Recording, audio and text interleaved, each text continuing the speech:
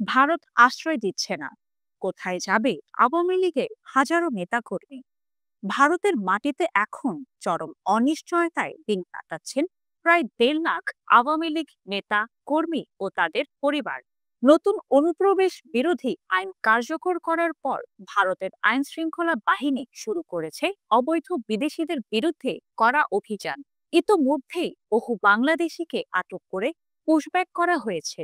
আর আগামী আগস্ট থেকে শুরু হতে পারে বৃহৎ ধরপাকড় অভিযান।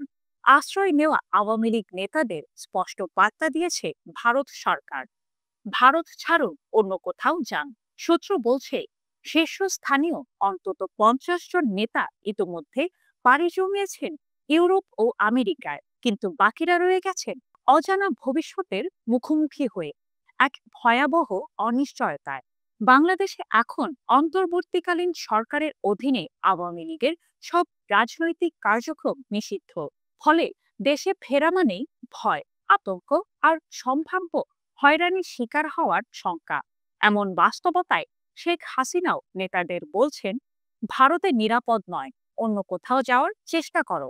প্রায় 1,43,000 নেতাকর্মী এবং সরকারি কর্মকর্তা এখন ভারতে বিভিন্ন রাজ্যে অবস্থান করছেন, কিন্তু কেউ জানে না তাদের পরবর্তী গন্তব্য কোথায়।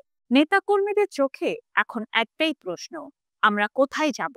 রাজনৈতিক বিশ্লেষকরা বলছেন এই নিষেধাজ্ঞা ও কঠোরতা আওয়ামী লীগকে আরো কোণঠাসা করে ফেলবে। তবে কেউ কেউ বলছেন এটাই হতে পারে তাদের আন্তর্জাতিক মহলে সহানুভূতি আদায়ের নতুন কৌশল। এখন প্রশ্ন হচ্ছে, আওয়ামী লীগের ভবিষ্যৎ কি?